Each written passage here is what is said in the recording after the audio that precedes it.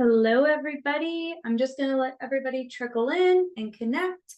Give it another minute or so, and then we are going to get started. So see you guys in just a couple seconds.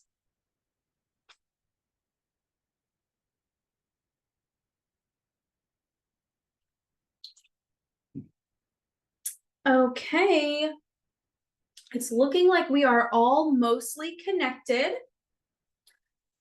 Good afternoon, everybody, and thank you so much for joining me today. For those who aren't familiar, if this is your first time tuning into this series, we are GReminders. We're an online scheduling, reminders, and automation platform built for advisors.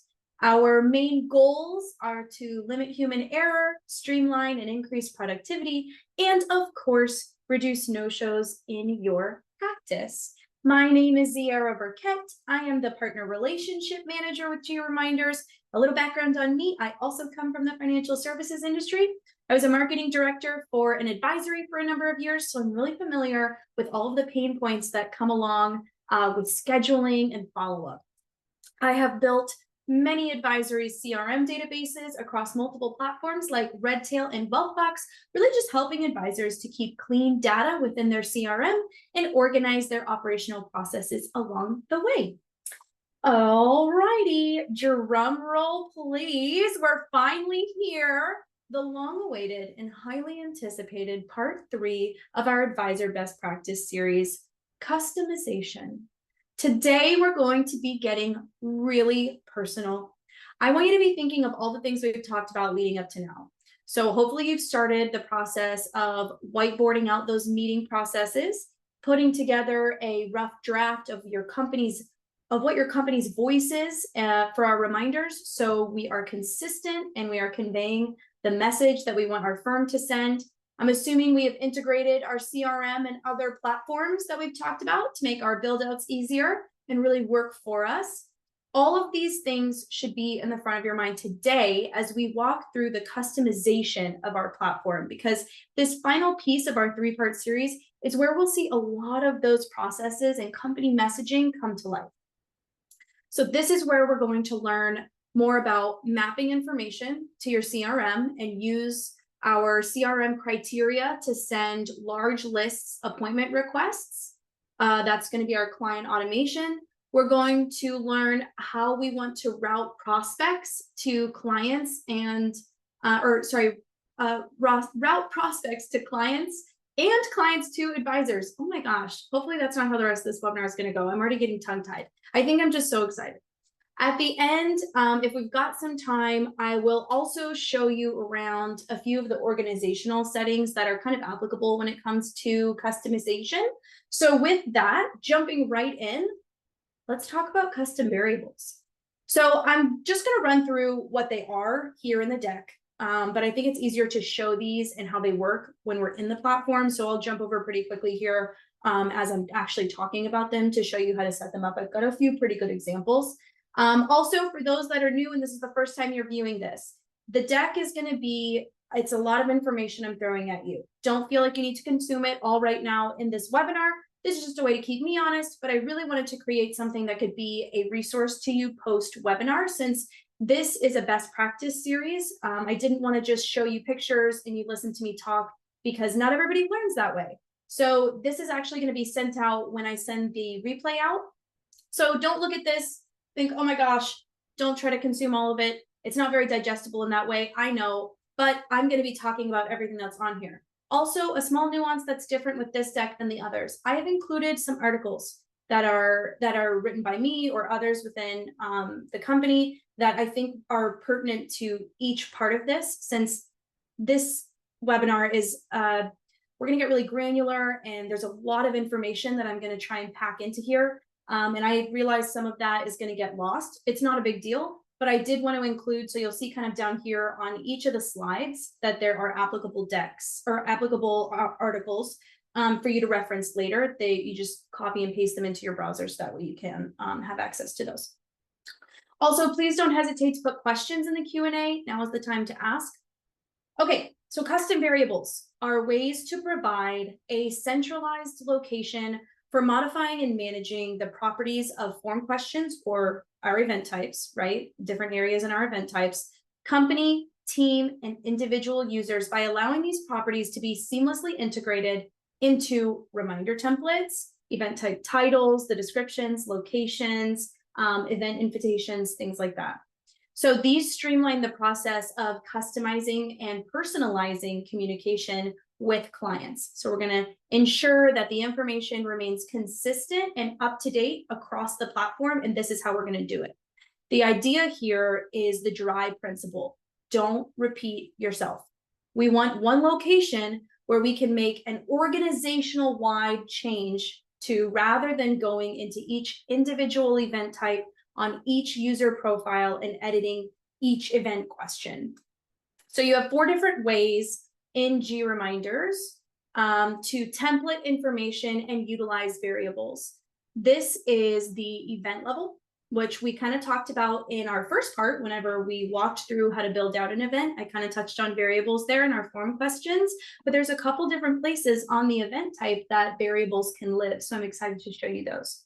The company level, team level, and user, the individual user level. So I have a couple different use cases for these that I'll go over, and I'm happy for you guys to submit some information in the chat, or if you guys have questions about these, and maybe we can kind of churn out some new use cases, but let's just kind of, we'll go from there. So each of these do different things and appear in different areas of the platform. It's important to note all variables can be used inside of the reminder content body, but we have a few other special places that they live and certain types live and what they're intended for. So jumping over into the platform, let's talk about first the event level custom variables. I've brought these up a few times, like I said, and they're the most commonly used variable by advisors. So we will use these mostly for building out form questions and then mapping those values back to the CRM. So I'll kind of show you the different ways that that works.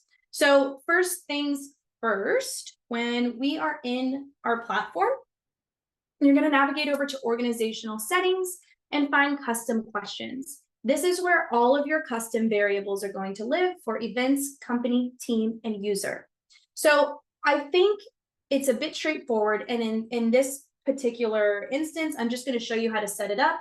But we understand the premise of an event variable, right? In its barest, that these are our form questions. This is information we want to collect. But these variables can live other places on the event type, one of those being the event title, which I'll touch on whenever we get to company variables.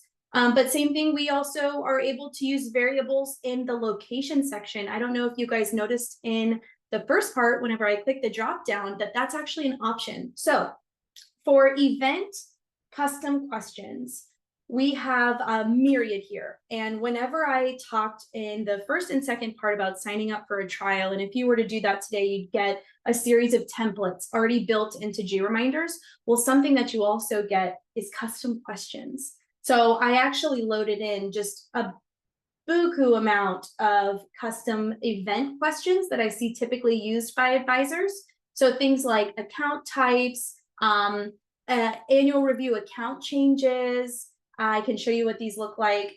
If you guys have financial disclosures, this is another really great way to put that. If you need that on your scheduling pages, there's a million different use cases on configuring these. So you'll go to new custom question and you'll be met with this screen, and it can be a little confusing at first, but this is what we're going to name our custom question. So we would say for this instance, maybe I need to know, I have this custom question already, but Medicare recipient status.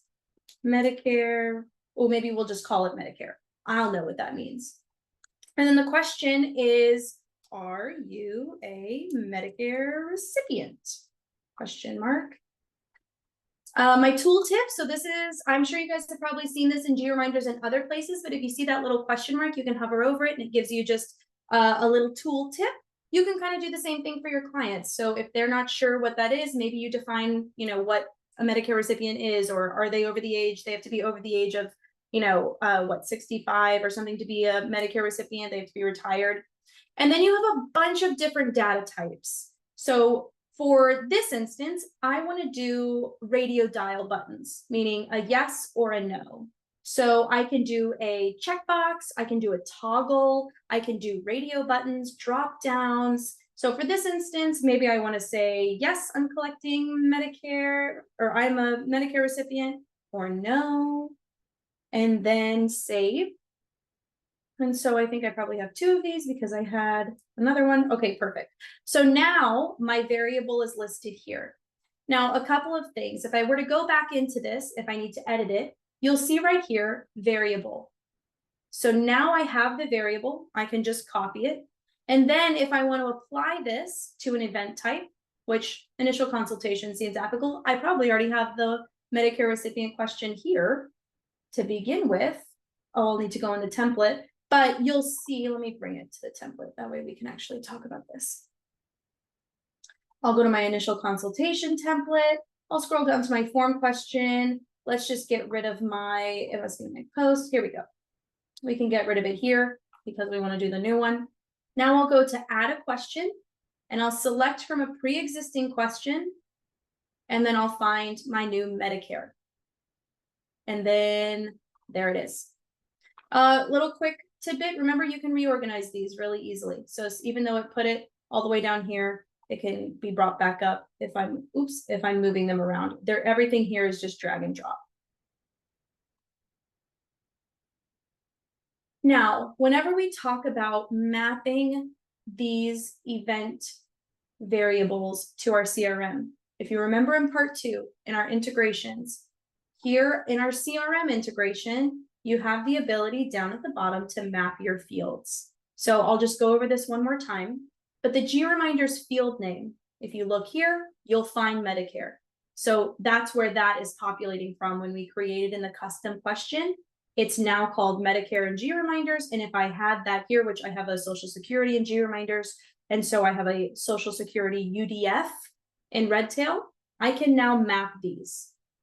Now, obviously, those things don't need to be named the same thing. So I do feel that it is sometimes easier to keep track of what maps to what if it's named something similar. But don't feel like you need to rewrite the process in your CRM. Just have GReminders when you're creating these custom questions. Just have GReminders match to whatever is in your CRM. And then, of course, how are we updating the field? Are we updating it if it's blank, meaning in Redtail or in Wealthbox, that custom field or that UDF is blank? So I want to input an answer. GReminders can recognize and see if that's blank, then we can fill it in. Or do I want to overwrite the existing value? And the use case I used initially for this was think about what you're asking. Is this an answer that is subject to change? Right? So it depends on what the question is. It depends on what meeting you're asking this question on. So for an initial consultation, maybe we are trying to gather the initial information. And if they're not a Medicare recipient at this time, will they be by their annual review? If so, maybe we just wanted to overwrite existing information. I did get a question. Do you know if there will be a way to map tag groups or keywords in the future for Redtail users? So the topic of keywords has recently come up. Unfortunately, with Redtail's API, we're not able to see keywords at all or be able to recognize when people and contacts are added and taken off of them. So with tag groups, there are other ways that we're able to talk to tag groups. And if you're wanting to map information to tag groups, I could maybe put it in as a feature request. If you wouldn't mind emailing me after, maybe we can talk a bit more. So that being said, that is our event custom questions, right? So it's pretty straightforward in that regard. That's how they work. So let me get rid of this guy. Okay, so typical custom questions that I recommend advisors have and where you should be using them the most. To me, it makes sense anytime on an introductory meeting or an initial consultation, having a slew of information that you're collecting. It's not necessarily like a now or never moment, but let's just give them the option. So these fields don't have to be required for them to answer them, especially in post-scheduled questions.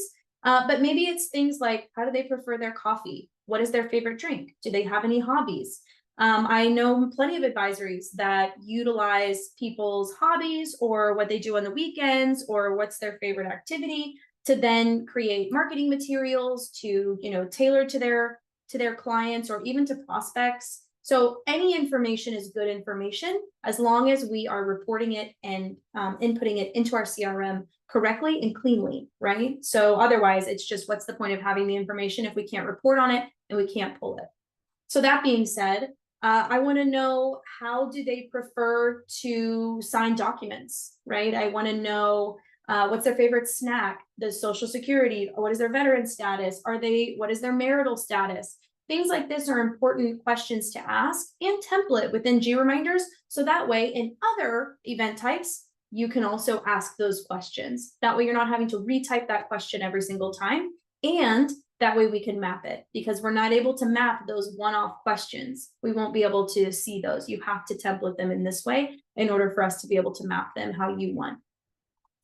So as long as there's no other questions regarding event type variables, I'm going to move on to company. So our company variables work in a kind of a interesting way, I guess. So for this use case, let's say that my firm has multiple different office locations in 2 different states. So my firm services Florida. We have a Florida office, and then we also have an Alabama office. Now, I don't want to sit in each event type and write out the address in my location option on my event type, right? So if we remember where I'm talking about, we'll go to our initial consultation and we'll go into our location here. And you'll see address or custom location. And so what you'll do here, it'll give you this, and we're going to come back to this in just a moment. So I've already set up, now these are built out exactly like the event type custom questions. They all look the same whenever you're building them out. A couple differences here. What makes this a different variable than the event type variable? The name for this is supposed to be internal facing and recognizable. So I know somewhere else, this is the Florida office as in the variable list. But then the question is going to be what I'm seeing on another part of my platform, which is Florida office address. I can put a tooltip in here if I need to. It's one line. I'm not giving it a default value. And the reason is because we default that value somewhere else. So I have my variable here, which I'll copy this so we can come back to it. And then I'm going to go to my org settings under general. And this is where you're going to see my Alabama office address variable populate and my Florida office address populate. I'm going to put the address in for each of these. So that way now later, when I go into my event type, which we can do here. This will now populate for me if I save it. Initial, let's see.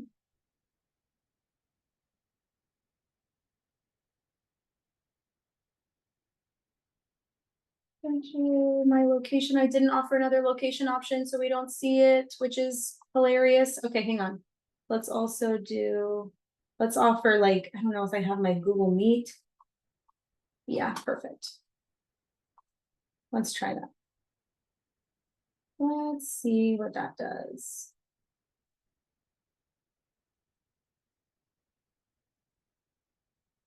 And so now you'll see that my office location populated automatically. Now, what's powerful here is, let's say that office closes and we move locations. We're still in Florida, but we're somewhere else. So what that's going to allow me to do is quickly run over into my custom questions, say, oh, we started at a different office. Oops, sorry, go into my general. We started at a different office, and then update that address right here. And now across all my event type templates, that address has been updated. So from that regard, very powerful, because usually for most of our meetings, we offer in-person meetings. So that address is going to live in quite a few event types especially if you've got your platform built out really extensively. Okay, teams. So let's think of our team variables or our team custom questions. For this use case, let's talk about region. So let's say I have a couple different teams within my firm, and they all service different regions in the US, north, south, east, west, however I have it broken up.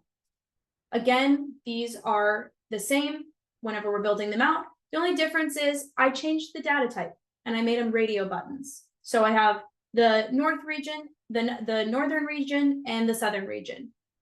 I have my variable here if I need to include that anywhere. I'm going to save this. And now whenever I go into my teams and I have my teams here built out, I can go Medicare team, right? And maybe my Medicare team advisors only service my southern region. So I go to settings and you'll see that populate here. Now, where is this applicable? Where are we using this? If you had a reminder, for instance, we'll save this. Let's say you had a client reminder, and in that you wanted to let them know, let's say that this one was pertaining to my Medicare team, right? Or they booked with somebody. You could say, I don't know, your what? Advisor team services and then we'll insert the variable for the region, which you'll look for team region. There's our variable. And then when we preview this, it'll say your advisor team services the north region, if that was important for your clients to know. This is, again, just a way, so that way, if that team ever changes their region, maybe now we're separating it even further to be northwest, southwest, northeast, southeast, you can do that very quickly in the custom questions under team. So there's plenty of things that you can assign custom questions to for teams. I'm just using region in this regard, but they could also be what I'm about to use for users, like what kind of servicing advisors are these team? Are they a Medicare team? Are they a Social Security? Are they a retirement team? That way you can it's just a way to extensively template your reminders even further, but only have to change it in one location. You don't have to worry about remembering every single reminder that has their team's servicing type under them. So lastly, user. So user is going to live under here, and I'll show you how to edit it in just a minute. So the use case for user, I'm going to use as advisor type. So what kind of services do each user in my company, what do they provide, and if any? So I'm just going to do a drop down for this, but maybe this is like a series of check boxes that, maybe some advisors service multiple different accounts. Or account types. So again, my variable is here. This is the one we copied to put in other places, but I'm sure you saw in the reminders that it is part of the dropdown. Okay, so my advisor types at my firm are Medicare, Social Security, and insurance. That's it. So now whenever I go to my users, and if I had multiple people attached to this platform, you would see all of them populate here. I'll go into this user, I will edit, and then you'll see servicing is now an available dropdown, and I am a Medicare advisor, but you can select any of these. Now, again, kind of the same use case in our client reminders, whenever we were talking about, is it important, to let your clients know your advisor is and then we would find my advisor type, right? My advisor type is a blank advisor. She can answer all related questions. I don't know if that's pertinent to anybody, but at least then it would populate automatically based on how you have that field filled out on the advisor profile. So they all kind of live in different areas, but they're made to just be templated the once and then only have to edit them where they're located rather than going into each reminder in that regard. Now, something else that, to jump back, we now understand events, company, team, and user.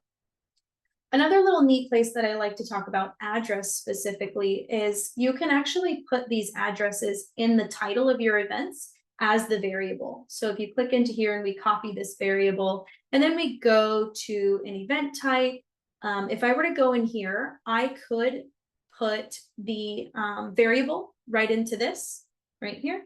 And then whenever I go to populate my my booking link right here, instead of where it says initial consultation, it would actually say whatever the address value is that I have listed there. So again, it's just another really great way to not have to change that everywhere, especially if you only offer certain events at certain locations. This is a good way to do that. So that way it's right in front of them. We know exactly where this meeting is going to take place. Do we have any other questions so far regarding our custom questions or our custom variables before I move on? Because right after this, we're going to talk about routing forms, which custom questions also kind of have something to do with those as well. So if you think of anything, feel free to put it in, but I'm going to jump right back over to our deck and we're going to chat routing forms, and then we'll jump right back over into the platform and we can go from there. All right. On to routing forms. So routing forms look similar to forms inside our event types. However, they have their own links, look and feel. You can utilize the questions we created in event types on routing forms to create pre-qualifying criteria for prospects or allow existing clients to schedule a 30-minute meeting with their advisor by setting up a routing form to match them with the servicing advisor assigned to them in the CRM. So routing forms can also be used to set up or to route to external URLs. So that's a great way to redirect prospects that may not qualify to work with your firm to, like, perhaps maybe another firm that you refer business to, or to a resource page. You can also route routing forms to other routing forms. So that way you can absolutely make sure that prospect or client is sent to the correct advisor. So maybe depending on how they answered this routing form, we need to gather a bit more information on them before pairing them with the right advisor. So I'll jump back into the platform and I'll kind of show you what all of this looks like. I've got some really good use case examples here. Let's see.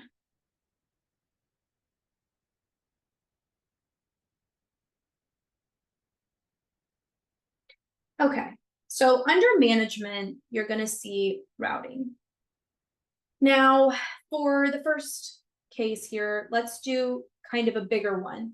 This one includes our custom questions or some of those custom variables.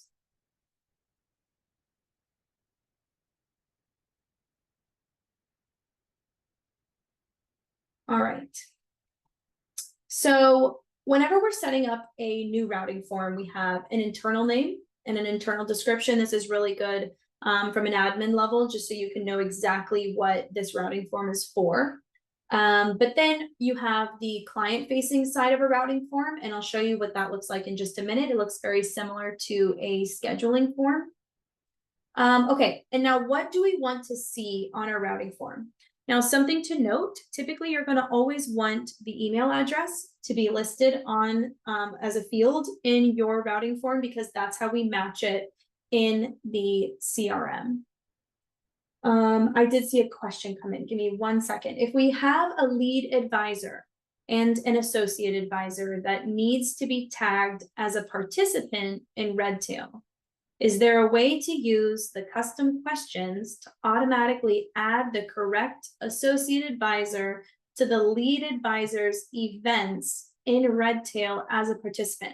So Matthew, I'm wondering and correct me if I'm wrong, but if they have to be added to all of the meetings, to me, this would be more of a team, and you would just create all together event templates.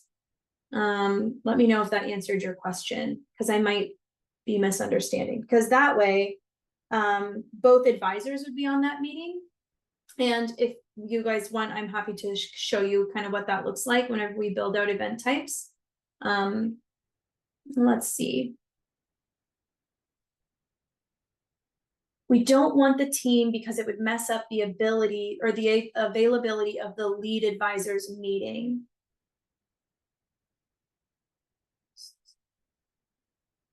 So the associate advisor is actually taking the meeting, but the lead advisor just needs to be notified.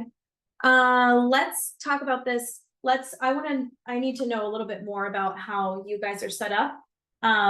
So because I do sort of have a workaround for that, but maybe you and me, we jump on and we kind of address it, because what makes sense to me is maybe including them on the event invite or something like that. So anyways, we'll chat about that after. And when this replay goes out, for everybody who is also maybe interested in the answer to this question, I'll include it in the email that goes out whenever we send out the replay. Okay, so sorry about that. Switching gears, let's go back. When we're building out our forms, so we want to make sure that we have the email on our routing forms, especially if we are routing to CRM ownership or something like that. We need to have identifiable criteria within the form so that we know where to send them. So always include email. This is just a really good way, especially from an introductory standpoint, because don't forget, we're routing to a booking link typically. So whenever we have, don't feel like you have to collect so much information on this form, because think of this as just a way that we're going to filter information. So for instance, this is an introductory routing. So I want to know, because I'm going to use this information at my firm to decide who this person should see, because I've maybe got an advisor that takes Medicare recipients only and Social Security, but then I have a completely different advisor that deals with active duty veterans, right? And so they don't mix. So I'll have this here, and depending on how the client or the prospect answers these questions is what booking link they'll get sent to. So let me show you how this is done. Also, just important to note, all of those event type custom variables that you created will show up here. So if you have an advisor that only takes people that have a certain coffee preference, you can put that here. Okay. Next, we're going to have our route. This is where we're going to define that. So I want to send them to my Medicare consultation team meeting booking link. If the Medicare recipient answer is yes, and the Social Security is yes. Now, if that is no, or if this defaults or we don't have that information, it's just going to default back to another person or another event type in my firm, and that's going to be Nancy for her initial consultation. So unless Medicare recipient and Social Security are yes, it's going to go to my Medicare consultation team. If it isn't, it's just going to go to Nancy for an initial consultation, because this data or this information is not applicable. And I'll show you where other routes can go after this. Now, what this looks like is this. So as a prospect, I'll say, are you currently a Medicare recipient? Yes. Am I collecting Social Security? Yes. And I'm a retiree. I'll continue. It's going to put me to my Medicare consultation team booking link. But if I say no to any of these and change this, it's going to send me to Nancy's initial consultation. Does the routing form work when we only utilize reminder services and not open client scheduling feature? So this is you would route them to schedule. So these are going to be routing to scheduling links. Let's see, you can also, so we can continue.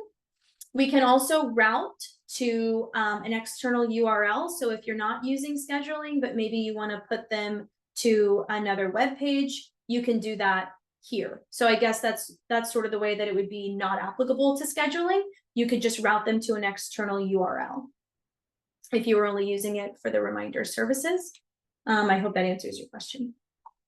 Okay, so that is kind of our example one, that you can use custom fields or custom variables to as criteria to route, right? Depending on their answers to those custom questions, this is how we're going to route them. Now, let's say this is just an existing client, and let's say I want to offer all my existing clients, maybe it's a little hidden, but on my web page, maybe I say meet with your advisor, and this just makes it easy for my clients to grab 30 minutes on my calendar. Maybe it's a phone call, right? So I'll create a routing form for my existing clients. Let us connect you, or maybe we want our existing client one to say, meet with your advisor. What? There we go. And again, email. So if they're existing clients, they're just going to put in their email for me. I'm going to save. And then we're going to route to an event type template. Why is this important? So if we remember from our part 1, whenever we're setting up our templates, we can apply those to different profiles in GReminders. So that way we're just creating the event type one time and then applying it to everybody that it's applicable to. So what that's going to enable us to do is then say, I want to route my existing clients. And if I had a phone call meeting here, I would put that. But let's pretend that my annual review meeting is like a phone call.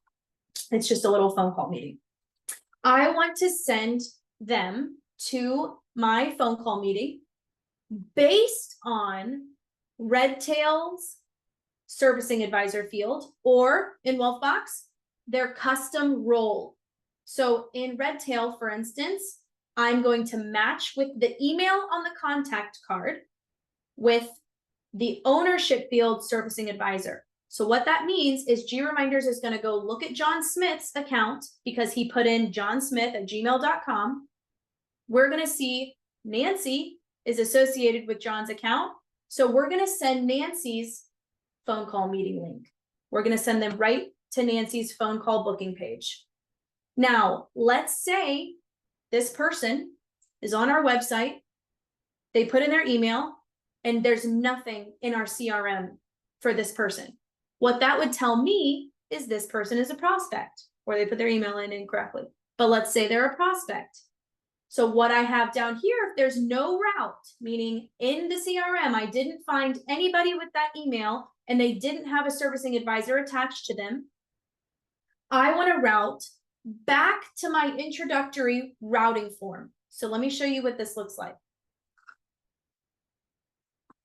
So this is my routing form, meet with your advisor. I just navigated to my advisor's webpage. I need to meet with them. I need a quick phone call with them. The markets are going crazy. I put in my email, right? I'll be routed to my advisor. But let's say I'm just regular Sierra. I'm not even a client here, but I see that there's a button here that I can meet with an advisor and I want to do that immediately. Well, I put in my email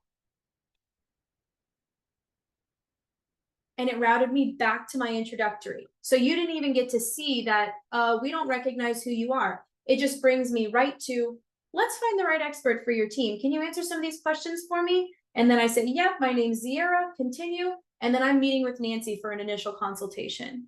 So it's a lot of degrees of security whenever we talk about just letting people have our calendars. You know, I think there's a lot of fear in that, like putting our booking links out there. But with routing forms, you can get really creative on pre-qualifying. You can say in this routing form, for instance, if all of this criteria is, you know, a certain degree, like maybe they don't want to answer information about their accounts, then I'm sorry, we can't help you. And I'm going to route you to an external, URL that basically is a page of resources that you can do to, you know, service your own accounts, but you don't qualify to be our to be our client. There are so many things that you can do here in order to kind of safeguard your calendars to make sure that people don't just have unrequited access to them, but also make sure that you are meeting with the people you should be, collecting information for prospects that you should be, but that everybody's getting directed through the right channels. So with that, we're going to move on to the very last piece of this webinar because I don't want to run out of time, and it's just the absolute most important piece, and that's client automation. So if anybody has any other questions, please feel free to put them in about routing. But with that, I'm going to take us to the client automations portion. So first things first here, we have finally arrived to what I feel like is the star of the show today, client automation. So for those who have been with GReminders for a while, this is going to look a little different than what you're used to. Previously, the ability to send appointment requests to large lists was a manual process of exporting that list from your CRM, pasting the emails and phone numbers into the bulk send, then creating a message and sending it out. while I think that that was a great tool, it didn't set us apart and it didn't fully support our mission statement of being a back-end tool that you can set up once and not have to live out of. It still required you to jump in, paste everything in. There was a process to export, tailor your lists, yada, yada, yada. Now, instead, what you'll find is what we've come up with, or what we've come up with now. It's really this extremely intelligent, very robust tool within the platform. So it's sort of tucked away, but under management, you'll see bulk send. From here, you can create general notifications or requests for appointments tailored to highly specific criteria within your CRM. So do you keep track of your annual reviews through tag groups? Matthew, we talked about this earlier with tag groups. Set up an appointment request for each month to completely automate your annual review process. Are you worried about client retention? Maybe your firm is getting complaints from clients that they don't hear from you enough. Why don't we send general notifications for birthdays, client anniversaries, marital anniversaries, things like that? Is your seminar follow-up process time consuming and extensive? Automate an appointment request to go out the day after your seminar so your prospects can so your prospects can schedule time with your advisors when it best suits them. The possibilities and the use cases around this tool are truly like vast and endless. So to take it one step further, for those appointment requests, for instance, you can create automatic recurrences. So what that means is our system will recognize if someone in your automation cadence doesn't book through that link that gets sent out. And I'll show you this more in the platform so it's a little bit more consumable and digestible. But we'll send out additional occurrences to get them to book with you.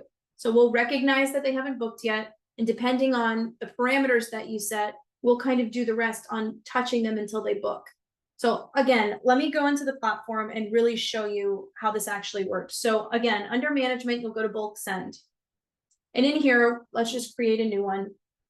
You have two options here. Do we want to do a one-time send or do we want to do an ongoing automation? I want to talk about automating annual reviews entirely. So let's use that as one of our use cases here. And then I'll show you how to do kind of a general notification for birthdays or client anniversaries, but like date-based general notifications. So I want to do an ongoing automation for a request for appointment. Now I want to send an email because this is an annual review, and I'm going to call this January annual reviews. And then I want to decide, are you a Wealthbox? If you have Wealthbox integrated, you'll see Wealthbox, you won't see Redtail, and then vice versa. So I'm just going to use my Redtail CRM contacts, save and continue.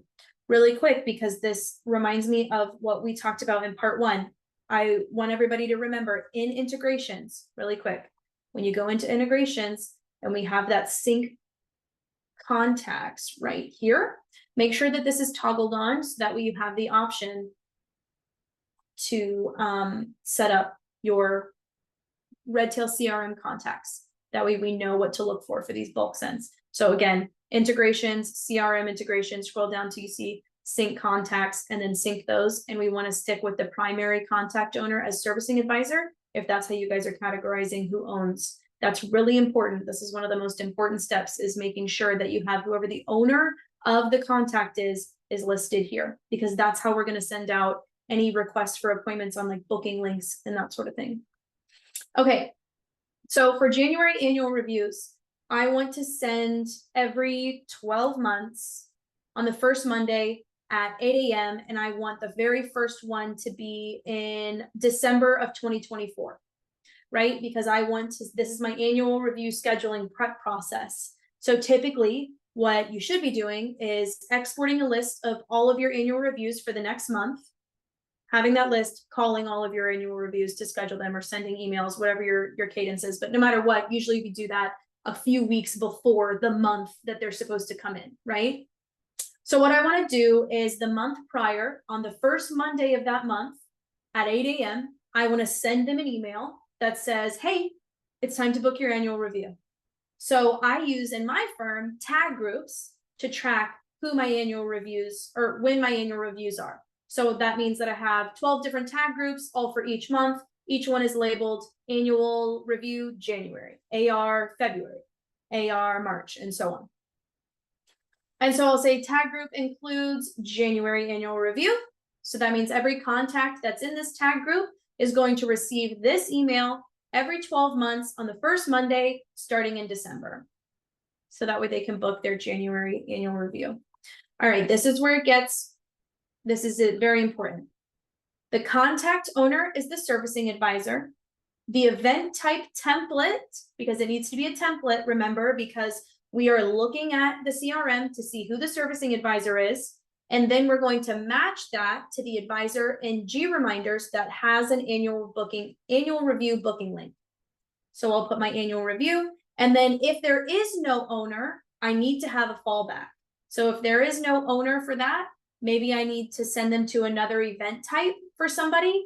And so if I had like maybe a default, so if I had somebody that was okay with taking annual reviews that the person doesn't have an associated servicing advisor, you would just default that here. That is why it is so important that you have clean data in your CRM, that every contact that is a client with your firm has a servicing advisor attached. I know that seems pretty straightforward, but you really would be surprised the amount of advisors or firms that are not attributing ownership the right way. They're just sort of hoping, or maybe they started small. It was just the one guy. He didn't think he needed to assign himself as the servicing advisor, but then we forget about those things because it just becomes second nature. And then before you know it, we've added another advisor and another advisor and 2 CSAs. And now we have no idea who's who. So that's my soapbox for that.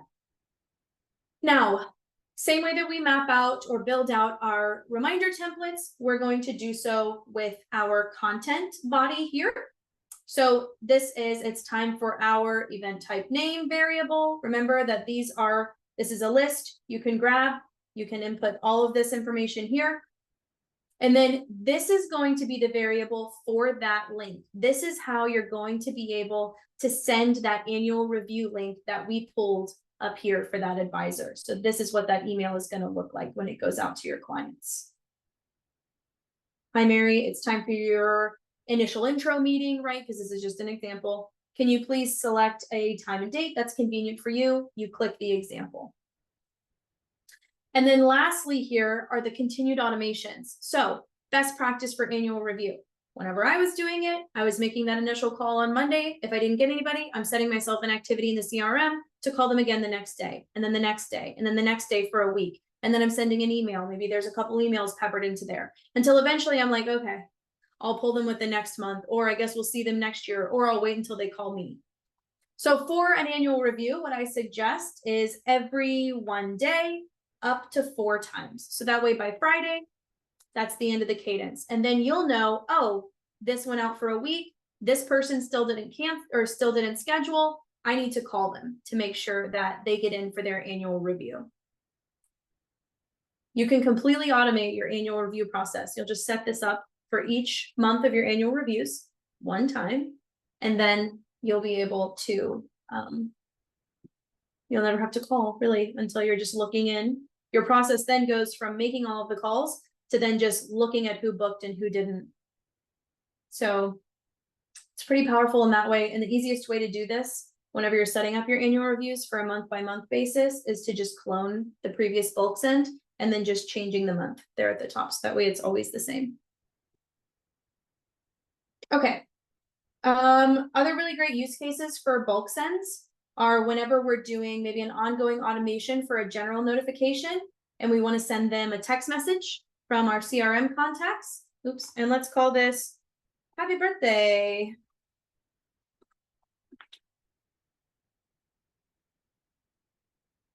And then in here, I want to do every day at 8 a.m. I want to run this in my CRM. And so I want to apply to their date of birth anniversary is on the day of, meaning when we look in their birthday, and then who is the owner, the servicing advisor. And then I want to say, happy birthday. Hope you have a great one. My advisor used to use this service where we would get these like digital gift cards for $5. And then you just put in the little link right here, and then this can go out en masse every single day. And then they just get a little $5, get yourself some ice cream, or the one we used, you could pick from, like, it allowed the client to pick $5 from anywhere or whatever. So it's worth looking into.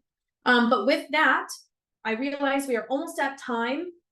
That is where we're going to kind of wrap. That is all, folks. I really, really hope that you loved part 3 and you got a lot out of it. Kind of be thinking of all the ways that you can customize, create, build out your GReminders. Please remember, I am a resource, so you can always email me. I'm going to put my email in the chat, so that way you guys have it. If you guys come up with any other questions, Matthew, this will be how you and I connect, so please shoot me an email. So if I didn't see any other questions, I don't think. Oh, here we go. Do you know if there's a way to add custom emails on each of those times they're getting an email through the continued automations? We have 3 emails that are custom tailored to go out once a week for 3 weeks. Okay, wait. Do you know if there is a way to add custom emails on each of those? So do you mean in here? Let me go back. So you're saying you have emails that go out. You have 3 different emails that are custom tailored that go out once a week for 3 weeks as a cadence. Okay, so what I would do is you can template them into here, right? Because this is a free form text field. And maybe I don't know what the purpose of the emails are, but maybe you're just using the general notification, or if you're asking for them to book an appointment. I don't know if there's a call to action. And you can set up a cadence for every 3 weeks. We can do once every 3 weeks, up to 3 times on a Monday to Friday, right? So that way the same email goes out 3 times. But you would just have to set up, we might have to talk a bit more and flesh it out in terms of, you want to send this out every 3 weeks, 3 weeks, ending on a certain date. So you just have to play with it and get a bit more granular. I hope that answers the question, but if not, I know that we'll connect after this and maybe we can get a little bit more into the nitty-gritty of what you're trying to do and come up with a better cadence option there. So with that, thank you, everybody. When this replay goes out to you, you're going to receive the deck, of course, from today, but then you are also going to receive our best practice guide that I've put together for you. It's for advisors. I've worked really hard on it. I hope that you guys really like it. It's basically every single thing we ever talked about in this best practice series and then some. So there's lots of little things like GR tips and little best practice recommendations. There are variable stuff in there. There's liquid template code for the ones that want to get really crazy. So it goes in depth quite a bit more than even we did in these webinars. So with that, thank you, everybody. I'm going to give you 6 minutes of your day back. This was really great. Thank you so much, everybody, for sticking around. I see so many familiar faces, so I actually really appreciate you guys kind of sticking with me. Have a great rest of your week, and I guess I'll see you on the next ones that we do one day. Thank you.